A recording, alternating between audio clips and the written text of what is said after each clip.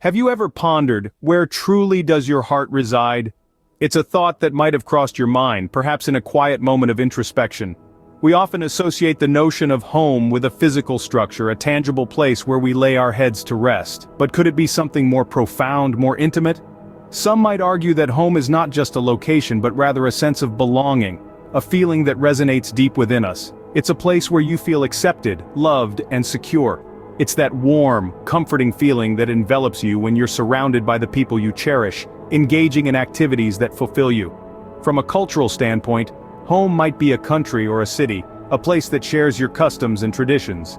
For others, it's a social construct, a network of relationships and connections that nourishes their soul. Home, it appears, could be more than just a place on a map.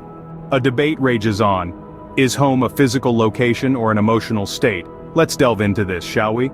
Historically, it's clear to see that home was largely seen as a physical place. People were born, lived, and often died in the same vicinity, with their identities intertwined with their geographical locations. Think about the medieval serfs, tied to the land they worked on, their entire existence revolving around their place of birth.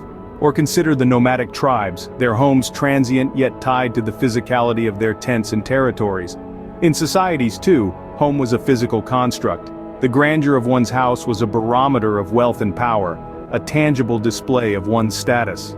The size of your home, the materials used, the architectural design, all these were reflections of who you were in the societal hierarchy. But as we moved into the modern age, there has been a paradigm shift. With increased mobility and globalization, the concept of home has evolved. It's no longer just about four walls and a roof, but about a sense of comfort, a feeling of belonging. Home is the familiar scent of your favorite coffee brewing in the morning. It's the laughter of loved ones echoing through hallways, the warmth of a beloved pet curled up at your feet. It's the sense of peace you get when you're surrounded by the things and people you love. For some, home is a bustling city. For others, it's the calm serenity of a quiet countryside. Take, for example, the digital nomads of today. They carry their homes in their hearts and laptops, finding comfort in the freedom to work from anywhere. Or consider the immigrants who left their physical homes behind, yet carry the essence of home within them, recreating it in new lands. It seems both sides of the debate have compelling arguments. The traditional view of home as a physical place offers stability and a sense of identity. The modern view of home as a feeling provides flexibility and a sense of belonging that transcends geographical boundaries. But what do you think? Is home a place, or is it a feeling, or perhaps is it a blend of both? Science has something to say about where our heart feels at home. In the quest to understand this complex emotion, researchers have delved into the fields of psychology, neurobiology, and sociology. One particular area of interest has been homesickness, a deep emotional distress that arises from being away from familiar places and people. This feeling is not just nostalgia, but a powerful longing for a sense of belonging. Studies have shown that homesickness can have serious effects on our physical and mental health, from sleep disturbances to anxiety and depression. This suggests that our connection to a place, our home, deeply influences our well-being. Moving on, let's consider attachment theory.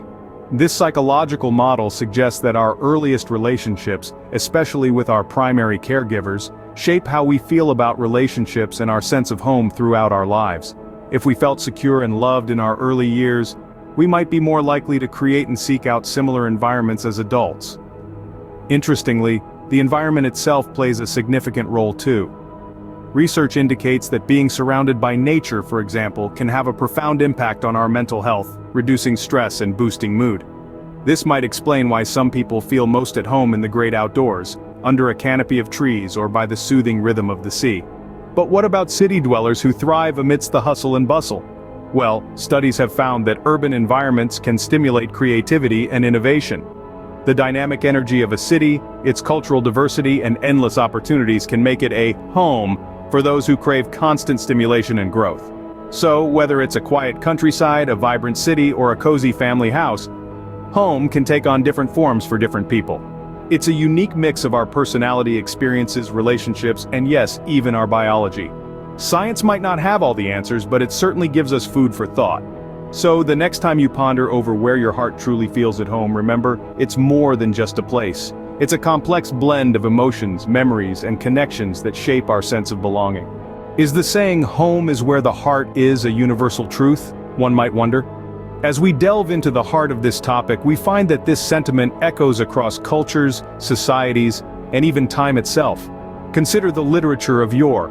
From the ancient epics where heroes journeyed far and wide only to yearn for their homeland, to modern novels that depict the struggles of finding one's place in the world, home has always been a recurring theme. It's as if our stories, much like our hearts, are tethered to the idea of home. But it's not just literature.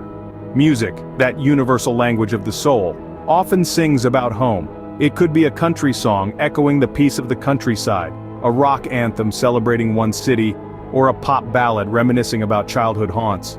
No matter the genre, the longing for home is a tune we all seem to know by heart. And then, there's popular culture. Movies, television shows, art, they all mirror this sentiment. From epic sagas of returning home to simple tales of building one's own space, the narrative of home is as diverse as it is universal. But why is this concept so universally resonant? Perhaps it's because home isn't merely a physical place, it's a tapestry of memories, a cocoon of comfort, a beacon of identity. It's where we can be our most authentic selves, where we feel a sense of belonging. This emotional connection transcends geographical boundaries, cultural differences, and societal norms. So, is the saying, "home is where the heart is," a universal truth? While the concept of home might differ from person to person, from culture to culture, it seems to hold an undeniable charm. It's a sentiment that crosses oceans, climbs mountains, and bridges gaps, finding its way into every heart. The concept of home might vary, but it seems to hold a special place in every heart. As we conclude, ponder this. We've journeyed through the concept of home as a physical place and as an emotional state. We've dissected the science of belonging, the tug-of-war between our minds and hearts when it comes to defining where we truly belong. We've also explored the universality of the statement, "home is where the heart is." Think about your own experiences. Reflect on the places you've called home, and how each of them made your heart feel. Consider the people, the surroundings, the emotions tethered to these places. What made them feel like home? Was it the tangible walls? Or was it something deeper, something intangible? Most importantly, try to understand what your heart's choice of home tells you about your own self. Does it reflect your values, your dreams, your fears, or your desires? Where does your heart truly feel at home? And what does that tell you about yourself?